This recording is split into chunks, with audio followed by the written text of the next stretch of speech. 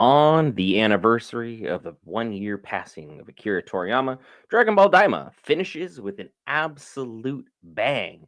That being said, I think canon got even a more murky than it ever did before. I mean, could be a retcon, but let's talk about it.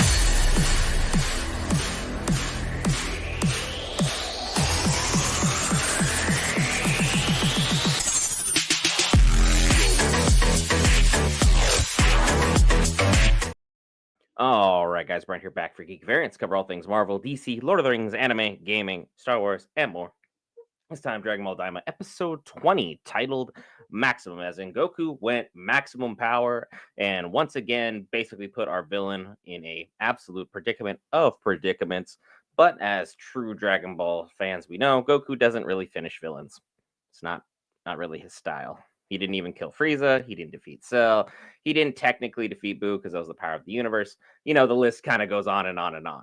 We kind of see throughout time that the most random heroes appear at time. Yajirobe is technically done as much as Goku. Just putting that on record, but at the same time, we all know without Goku, nothing gets officially done. Dragon Ball Daima, for all of it starting off at a heinously slow pace, but again, we were establishing lore, building up to the big moment in time. It was pretty dull up until we got about to the midpoint where we started seeing the Tamagamis in action and Vegeta hit Super Saiyan 3.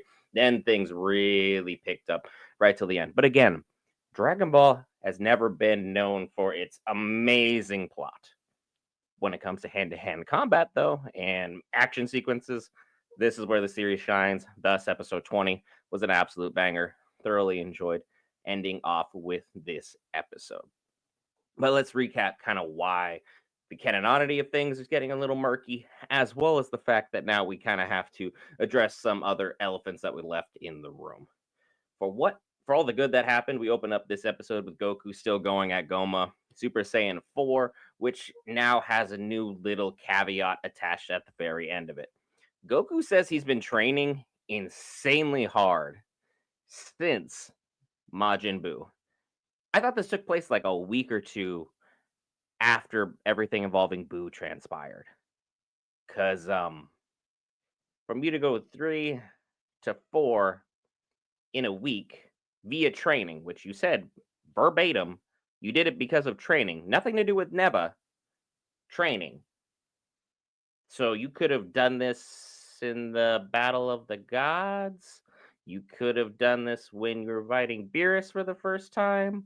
Like that's kind of where my head's at. But again, retcons take place, so I definitely understand that things can be adjusted over time. And Toriyama is nothing if not official in the fact that he does love his retcons. And I mean, man, is there another great way of honoring his passing than Vegeta getting a slight backhand at the end?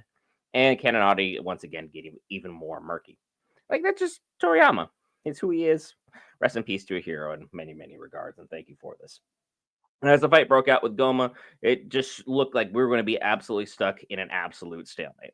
Goma, no matter how much damage he took, because Goku was superfluously more powerful than him, he just kept healing. The Tertian Oculus turns out to be one of the most OP objects I've seen in most animes for a while because it gives you amazing power and it's an auto regen. No matter how much damage you take, including the giant hole that gets put in Goma's chest via probably one of the most epic Kamehamehas up there.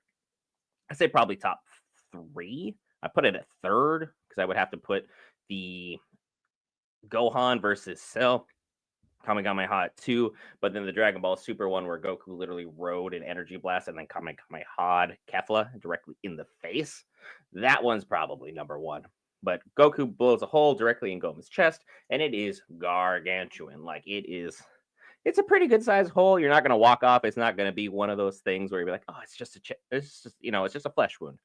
No, this would have KO'd just about anybody or anything, but because of Tertian Oculus, Goma's just all right, cool, we're good.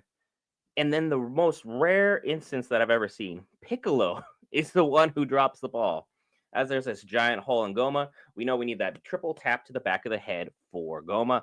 Once that happens, Tertian Oculus eyeball pops out. We have our victory, good to go. Piccolo does the most extra and the most possible. You just need to go, that's it. Instead, he's doing spinning roundhouse kick, spinning elbow. And then as he's spinning to do the next one, he gets slapped away because of course he does. What are you, Vegeta? Why are you doing the most extra stuff right here, right now in the finishing moment? Just slap him in the back of the head like you were just, trying to tap a nail in with a hammer and you're done. Instead, Piccolo does the most complicated thing, gets backhanded out the way, and then Goma is like, you know what? I'm tired of playing with everybody. I'm going to suck everyone into this giant vortex that's going to yeet everybody out into the ether. I don't have to worry about this anymore. Just wipe my hands of this and be done with it. As the vortex is pulling people around in the area, none other than Majin Ku is the one who ends up accidentally behind Goma's head, carrying the book and goes bop, bop, bop immediately. Majin had better sense than Piccolo, who Piccolo is basically king of common sense, just so we're all clear on that one. But with this triple tap, done.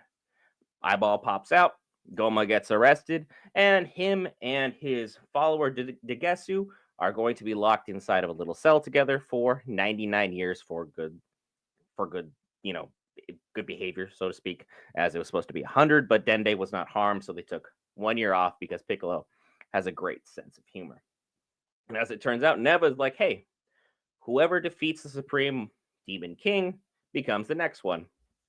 Majin Ku is the one that defeated him, so Majin Ku is now the ruler of the Demon Realm, with Aransu as his second in command because she's got all the smarts and the abilities to make all these things happen. Everyone starts getting like promotions, like Marba, Neva, and Glorio, just to name a few, get placed as ministers, as well as a couple other characters from other demon realms are now ministers. So now there's just a more balanced level of power, and everyone seems to be doing that much better. In the fight, Goku's Kamehameha shot through Goma and went through all the layers of the demon realm, basically opening everything up. Goku literally obliterated 3 realms with one Kamehameha blast. Just so we're clear, if like your universe thinks it stands a chance against Goku, he just blew a hole through 3 realms. Just because. So power scalers, have fun dealing with that one. I'm sure it doesn't change anything because of Ultra Instinct, but it's just another feat yet to add on to Goku's list. And then as our heroes are finally leaving because they're like, we're done. We've done everything we need to. They have a conversation with Neva, Dende, and Piccolo. And Neva's like, hey, why don't you guys come live with me? There's plenty of space for everybody now. Things are going to be better. Do you want the Namekians to come on back? And Dende's like, I'm needed on Earth. And Piccolo, of course, is like, nah, I'm not really about that. He's too busy being either a babysitter or wandering the wastelands, just being the badass that he is. So he's just out here doing his thing. However, Dende's like, look, there's a lot of Namekians that have been reduced to nomads. I'm going to go talk to them. We're going to go get you some friends, Neva. So Neva powered up, got some power of friendship. Good for him. I'm happy with everything pertaining to that. As they're leaving, Goku decides to go pick up a couple more revive bugs because they're kind of running low on sensu beans on Earth.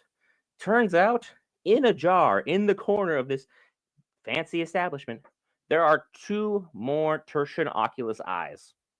2 of them. There were a total of 3 in all.